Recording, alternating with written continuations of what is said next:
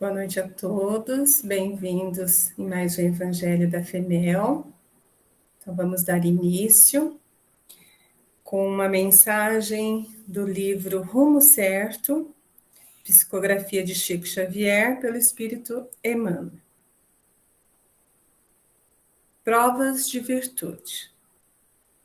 A riqueza material é chamada na Terra a provas características.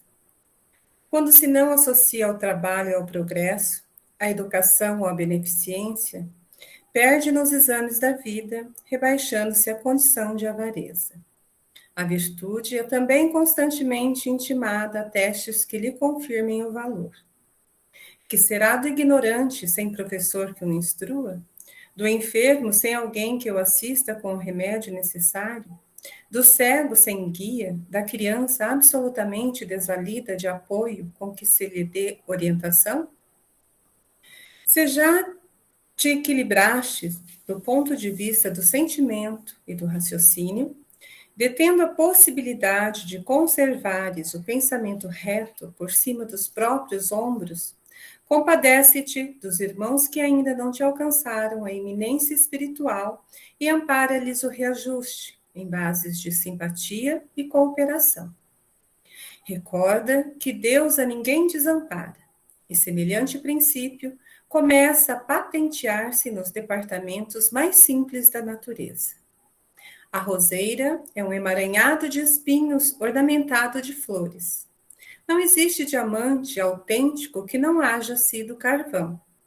Se tens a posse da virtude, que te assegura paz e conhecimento, não fuja de socorrer aqueles que sabes em duros problemas na sua conquista do próprio equilíbrio e sustentação. Para isso, não é preciso lhes adotes os conflitos e desajustes, tanto quanto o médico, para ajudar, não necessita estirar com o doente no mesmo leito. Basta te disponhas a auxiliar com bondade e entendimento. Compreender no bom sentido é ver para abençoar, aliviar, amparar, construir ou reconstruir. E se dúvidas te surgirem na alma, sempre que te decidas a servir, lembra-te de Jesus, quando por outras palavras nos afirmou convincente: de mim mesmo não vim ao mundo para curar os sãos. Vamos então agora nos preparando já para a nossa prece, asserenando os nossos pensamentos e emoções, acalmando nossos corações, nos desligando das nossas atribulações diárias, elevando os nossos pensamentos ao alto e deixando, Senhor, que a paz deste momento nos envolva e renove nossas energias. Jesus, mestre amigo de todas as horas, nós te pedimos que nos abençoe e nos proteja em todos os momentos de nossas vidas. Te agradecemos, mestre, por tudo que nos tem proporcionado, por nos envolver tão docemente em teu amor, em tua luz. Rogamos que neste momento permita a assistência dos mentores espirituais que conduzem este Evangelho, para que nos ajudem no entendimento dos teus ensinamentos, mestre, e para que as nossas águas sejam fluidificadas com os medicamentos necessários para a nossa saúde física, espiritual e mental. Obrigada, Senhor, e esteja conosco hoje e sempre. Que assim seja.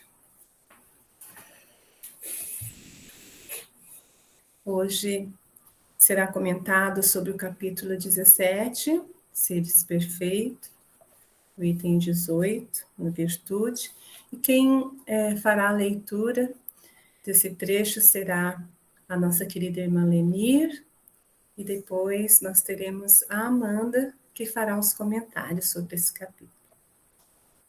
Lenir, por favor.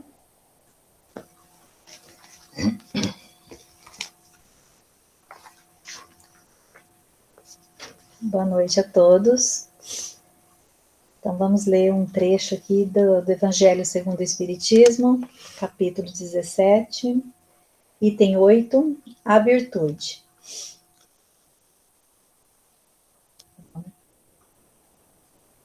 A virtude, no seu grau mais elevado, abrange o conjunto de todas as qualidades essenciais que constituem o homem de bem. Ser bom, caridoso, trabalhador, sóbrio, modesto, são as qualidades do homem virtuoso. Infelizmente, são quase sempre acompanhadas de pequenas falhas morais, que as deslustram e enfraquecem. Aquele que faz alarde de sua virtude não é virtuoso, pois lhe falta a principal qualidade, a modéstia, e sobra-lhe o vício mais oposto, o orgulho. A virtude realmente digna desse nome não gosta de exibir-se. Temos de adivinhá-la, mas ela se esconde na sombra, foge à admiração das multidões. São Vicente de Paulo era virtuoso. O digno cura d'Ars era virtuoso. E assim muitos outros, poucos conhecidos do mundo, mas conhecidos de Deus. Todos esses homens de bem ignoravam que eram virtuosos. Deixavam-se levar pela corrente das suas santas inspirações e praticava o bem com absoluto desinteresse e completo esquecimento de si mesmos.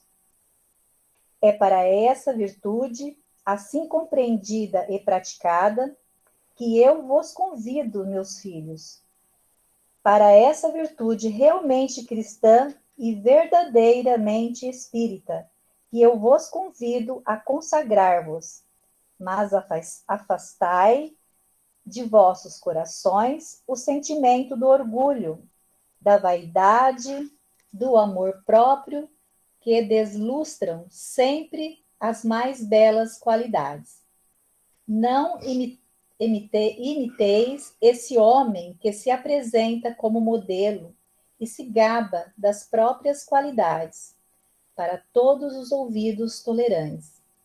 Essa virtude de ostentação esconde quase sempre uma infinidade de pequenas torpezas e odiosas fraquezas.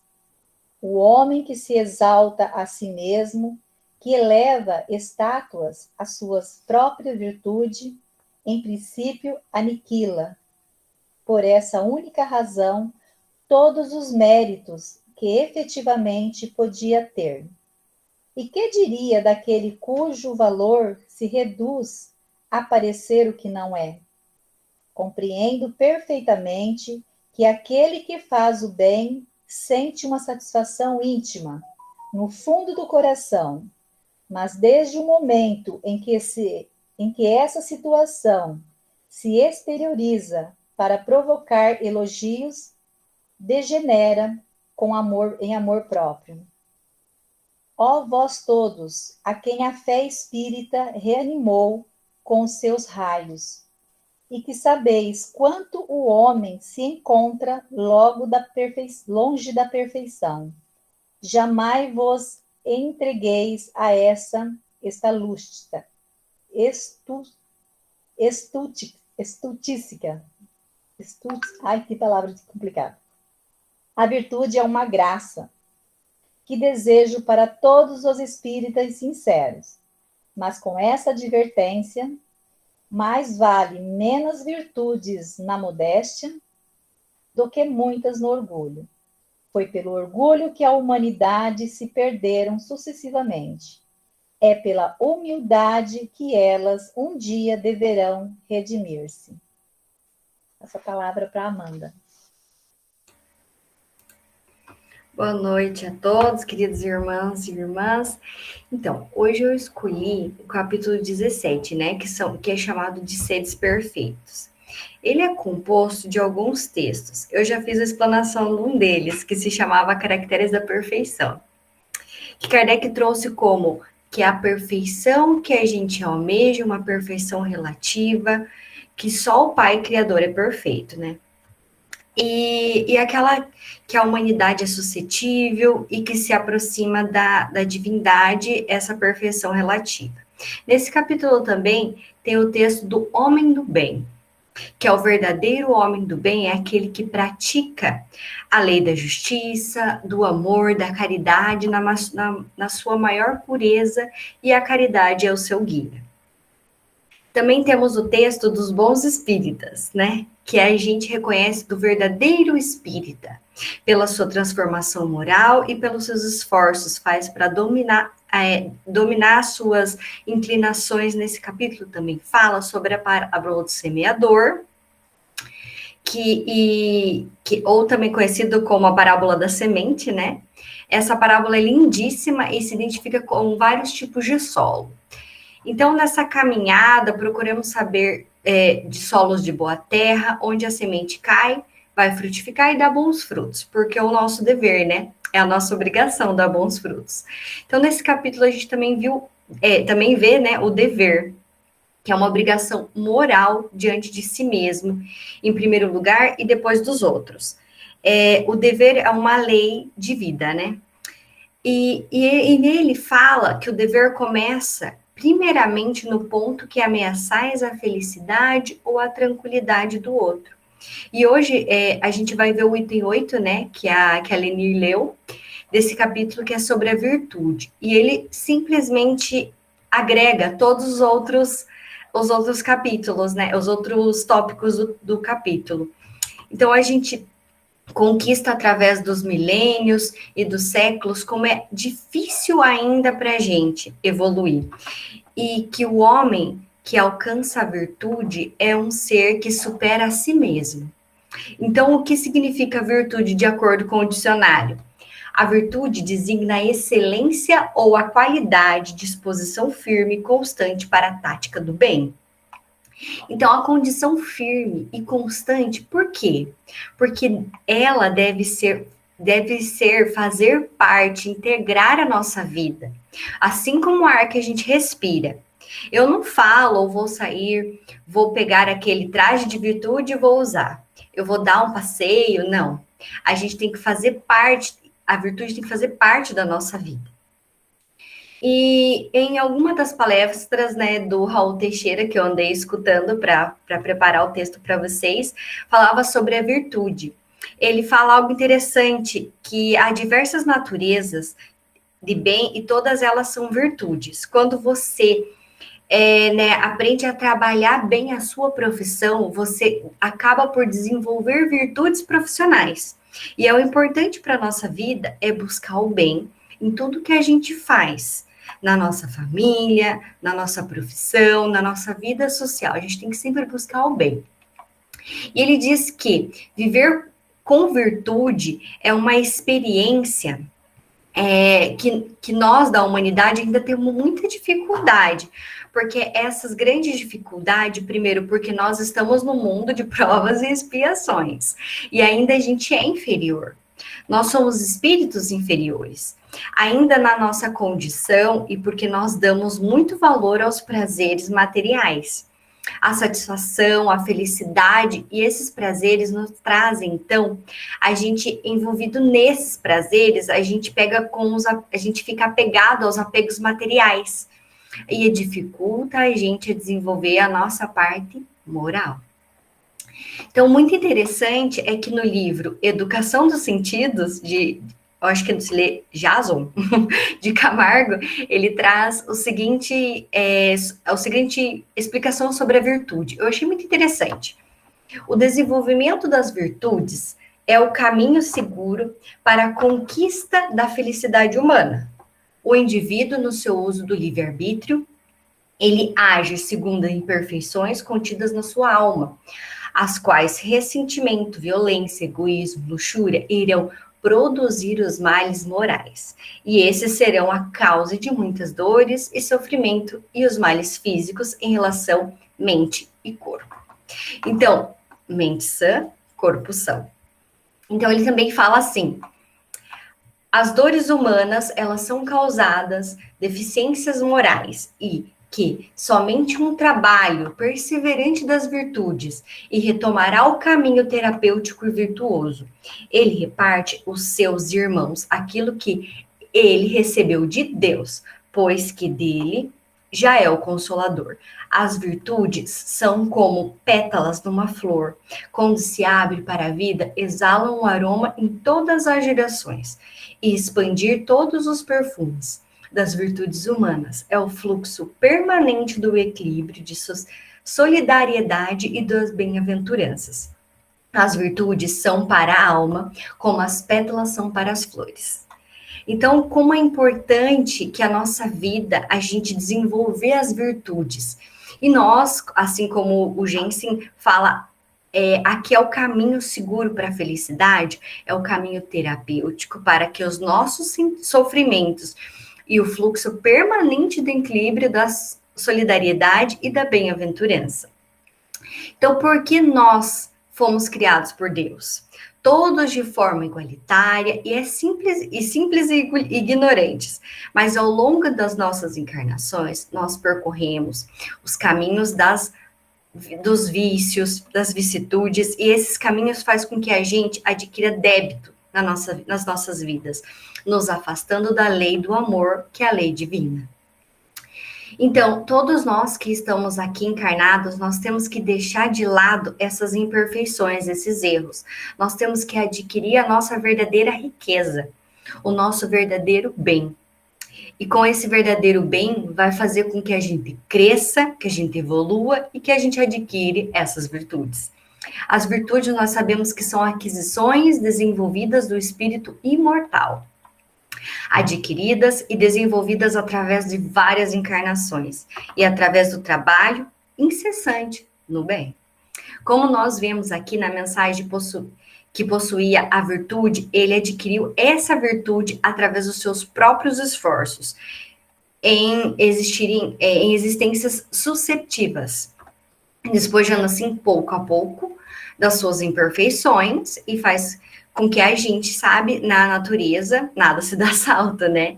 A gente não virtuoso, as pessoas não virtuosas não acham que vai pular de um dia para o outro, né? São etapas evolutivas que o espírito imortal vai passando e ele vai adquirindo essas virtudes, porque nós somos seres imperfeitos. Somos seres perfectíveis, né? Nós somos construtores do nosso próprio destino, aquisição e desenvolvimento dessas virtudes. É uma necessidade evolutiva do espírito e um meio para regular os atos humanos, para ordenar as paixões, guiar as condutas humanas e segundo os preceitos da razão e da moral e da fé. Pessoas virtuosas, elas se destacam dos demais, porque não foram especialmente marcados por Deus, não. Mas eles souberam aproveitar as lições da vida. Elas investiram no seu aprendizado moral e intelectual ao longo das reencarnações. E dessas experiências vividas, um plano espiritual após a morte do corpo físico. E isso daí revela o que pra gente? Que eles lutaram outrora, mas triunfaram. E por isso essas pessoas virtuosas ou os bons sentimentos, nenhum esforço lhes custa, né? Eu bem lhe tomo um hábito, por exemplo, como tem uma questão que eu queria ler para vocês do Livro dos Espíritos, que é a 894. É o texto das perfeições morais. Ela fala assim: há pessoas que fazem o bem. O Kardec pergunta: há pessoas que fazem o bem por um motivo espontâneo, sem que tenham que vencer nenhum sentimento contrário. Têm elas tanto mérito quanto as que têm que lutar por conta própria da natureza que as superam? Aí os espíritos respondem: as que não têm que lutar é porque nelas o progresso está realizado. Já as que lutam outrora triunfam. Por isso, os bons sentimentos não lhe custam esforço nenhum, e as suas ações lhe pertencem todas simples. O bem se tornou para ela um hábito. Deve-se honrá-la como velhos guerreiros que conquistam suas posições. Como essas ainda longe da perfeição, esses exemplos vos espalham por constante, e os admirais tanto mais porque são raros, mas sabei que, bem que, nos mundos mais avançados que o nosso é a regra, e o que entre vós é uma exceção. Ali o sentimento do bem é por toda parte espontâneo, porque não são hábitos senão por bons espíritos. É uma só má intenção ali, uma exceção monstruosa.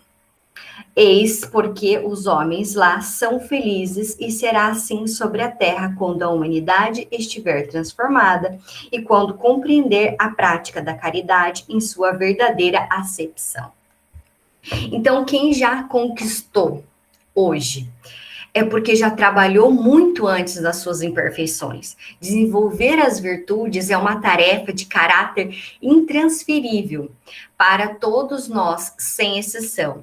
Estamos compromissados de forma consciente ou não nas susceptíveis experiências reencarnatórias. Porque muitas vezes as pessoas acham, eu sou uma pessoa boa, uma pessoa virtuosa, uma pessoa do bem. Mas segundo a maneira de pensar do mundo, por quê? Eu pago as minhas dívidas, eu não devo nada a ninguém, mas temos que observar que as virtudes, ou ser de um homem virtuoso, vai muito mais além do que a gente pode imaginar. Então, tanto que a lição de hoje nos fala sobre a virtude, ele nos diz que a virtude, em seu mais alto grau, é o conjunto de todas as qualidades essenciais que constituem um homem de bem. Ser bom, caridoso, laboroso, sóbrio, trabalhador, sobretudo modesto. São as qualidades do homem virtuoso. Então, para que sermos virtuosos, temos que ter esse conjunto, um conjunto de qualidades essenciais, para que ele fala que somos bons, como caridoso, trabalhador. Então, a gente tem que somar essas qualidades para a gente ser virtuoso. Então, o homem do bem é um homem virtuoso, porque ele cumpre com a lei da justiça, do amor e da caridade na sua maior pureza. Ele interroga a sua consciência sobre os seus atos. E como nós estivemos fora de nós observando, mas qual é a nossa tendência de observar a vida do outro? Olhar os erros dos outros, nós temos a maior facilidade de observar a vida de outra pessoa, mas temos dificuldades enormes de nos observar. Então, estar no espelho, vendo seus próprios defeitos, seus vícios, a gente tem que mudar, não o outro, e sim, eu preciso mudar isso em mim. Então, voltando para o Evangelho, no capítulo 10, que é Bem-aventurados os que são misericordiosos, Kardec nos traz o quê? Porque a gente vê um cisco no olho de quem está próximo, e no nosso, a gente não consegue ver a trave. Então, é um grande defeito nosso ainda, mas Deus, se Deus quiser, a gente vai evoluir. Com a lei do progresso, nós ainda vamos primeiro passar por essas fases difíceis para a gente poder evoluir. E é igual aquela historinha. A mulher que estava sempre olhando pela janela, ela olhava a roupa da vizinha e falava: nossa, ela tá suja. Comentava com o marido: essa mulher não lava a roupa direito. Ela coloca a roupa suja no varal. Um dia ela olha a roupa e a roupa tá limpinha. Ela fala para o marido assim: nossa, a vizinha até que enfim conseguiu limpar as roupas, né? Deixar as roupas limpinhas. E o marido fala para a mulher: fui eu que limpei bem a nossa janela. É por isso que ela tá limpinha. Você tá enxergando através da janela. Então a roupa da vizinha sempre foi limpa, só que a janela tapava. Então essa historinha exemplifica o quê?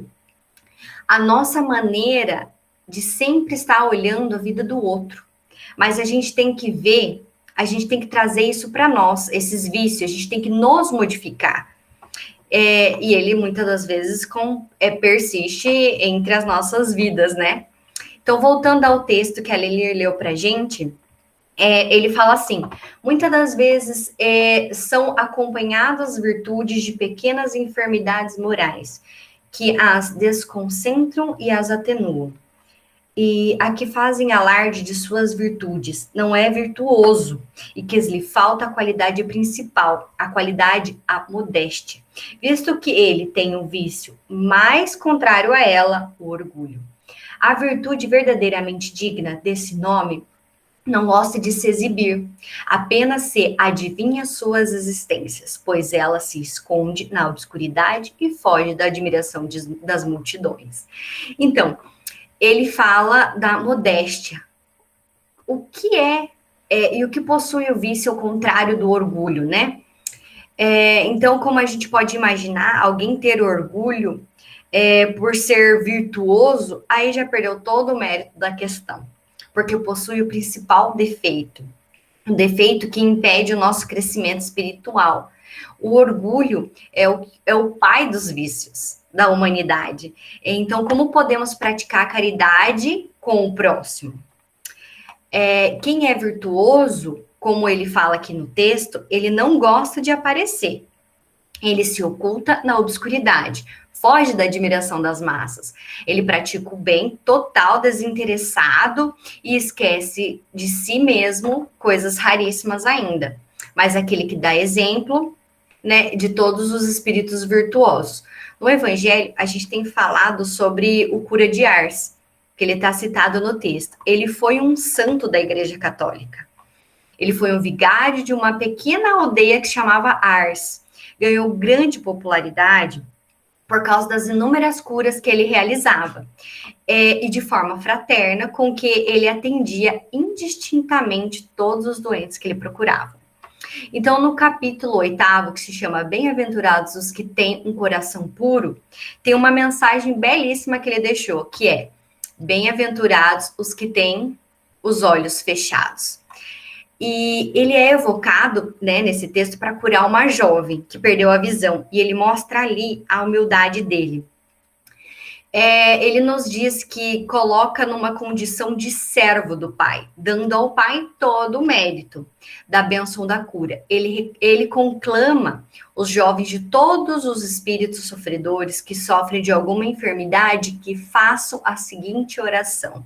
E ele fala assim: meu Pai, curai-me para fazer com que a minha alma enferma seja curada, antes das enfermidades do meu corpo, que minha carne seja castigada. Se necessário, para que minha alma se eleve até vós com a pureza que tinha quando criaste. Então, por que a nossa visão é imediatista? A gente acha que estamos doentes porque estamos com alguma enfermidade. Nós queremos logo a cura, mas a gente tem que ter aquele olhar no futuro, saber... quem sabe aquela dor, aquela doença por qual a gente está passando, agora é uma bênção. É uma dor mais educativa, porque nesses momentos que a gente aprende a refletir sobre a vida. E é nesses momentos que a gente olha para nós mesmos. Então, esse aqui é um exemplo da cura de Ars. E para a gente complementar o texto, eu separei outra questão do Livro dos Espíritos, que é a 893. Qual é a mais meritória de todas as virtudes? Todas as virtudes têm o seu mérito, porque todas são sinais de progresso no caminho do bem.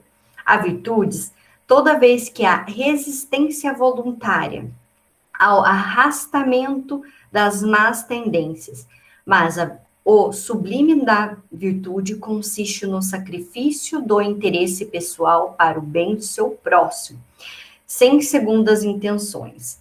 A mais meritória é aquela que está fundada sobre a caridade mais desinteressada. Então, são os obstáculos que dificultam o nosso desenvolvimento das virtudes. É esse interesse pessoal, é esse apego às coisas materiais, e é como difícil para nós esses interesses, né? Por quê? Porque as nossas ações estão movidas sempre em função de um interesse. Eu estou fazendo algumas coisas com o interesse de ganhar algo ali mais na frente. Então, esse desinteresse é uma das coisas mais raras. Na Terra, é o sinal mais característico da imperfeição. É o interesse pessoal e o apego material. E quanto mais a gente se apega aos bens materiais, menos a gente compreende a nossa destinação, e mais a gente se afasta de Deus. Porque nós temos que entender que nós somos espíritos imortais. Nós não pertencemos aqui à Terra. Estamos de passagem na Terra para a nossa evolução espiritual, para o nosso progresso, para nós podermos vencer as nossas inclinações. Então, tudo aqui nos deixamos a mais nossas virtudes, nossos valores morais, estes nós levamos conosco e ele continua. Então, tem outro pedacinho do texto que fala assim: é para a virtude e assim compreendida e praticada que vós, como os filhos, é para vir a essa virtude verdadeiramente cristã e verdadeiramente espírita, que vos convida a consagrai-vos. Afastai dos vossos corações todo orgulho, toda vaidade, todo amor próprio, que desvalorizam sempre os mais belas qualidades. Então, nós devemos deixar que esses vícios abafem as nossas qualidades, que nós temos as nossas potencialidades. Então, nós devemos fazer o quê? Deixar desabrochar as qualidades que a gente tem. Portanto, o egoísmo, ele é a fonte que a gente tem que erradicar, né? Como está no Evangelho, de todos os vícios, como a caridade é a fonte de todas as virtudes, destruir um e desenvolver o outro deve ser o nosso dever. Destruir os vícios, né? Porque a gente, para que a gente possa nos elevar. Então, para a gente encerrar o Evangelho de hoje, temos que trabalhar muito a nossa reforma íntima, o nosso desenvolvimento, né, pessoal, desenvolvendo as nossas potencialidades, que muitas das vezes a gente não acredita ter. Mas nós precisamos multiplicar os nossos talentos, não enterrar como aquele servo, né, na parábola, mas que possamos crescer em espiritualidade, crescer espiritualmente e evoluir sempre, né? Então, eu deixo aqui o meu muito obrigada, o meu boa noite, e eu passo a palavra a Maria. Obrigada, Amanda. E a gente está aí, né? Tentando a cada dia sermos virtuosos. É um caminho difícil, mas a gente chega lá. Agora eu convido nosso irmão Ulício para fazer a prece de encerramento. Boa noite a todos. Hoje eu estou feliz, que faz tempo que eu não faço uma prece, apesar que eu não sei fazer, que eu fico até com inveja quando vocês fazem, mas vamos fazer aquilo que está dentro da gente. Obrigado, Deus, obrigado pela oportunidade que nós tanto temos hoje, procurar refletir a palestra de hoje e trazer em nosso consciente para que um dia nós podemos aplicar e deixar esse egoísmo para trás. Senhor, ampare e protege todos aqueles que estão se esforçando para que seja chamado filho dele, Pai. Vamos direcionar essa prece, nossas vibrações, para todos aqueles que estão desencarnando com esse vírus, para aqueles que estão nos hospitais, principalmente para nossa irmã Marcelina, que ela está passando por dificuldade, e que Jesus possa iluminar a sua casa, os seus companheiros, a todo aquele que lhe rodeia. Jesus, nesse momento de prece, eu vos agradeço pelas oportunidades, por aquilo que nos tens ensinado, que nós temos que procurar fazer por onde merecer as suas bênçãos. E para encerrar essa oração, esse evangelho, vamos fazer a prece que nos ensinou. Pai que está no céu, santificado seja o vosso nome, venha a nós o vosso reino, seja feita a tua vontade, não a nossa, assim na terra como no céu. O pão nosso de cada dia nos dá hoje, Perdoai, Senhor, nossa dívida, assim como nós perdoamos nossos devedores. E não deixeis cair em tentações, mas livrai, Pai, de todo mal, que assim seja. Obrigado, Deus. Uma boa noite a todos. Que assim seja. Obrigado pela presença de todos e eu espero vocês na próxima quinta. Fiquem com Deus.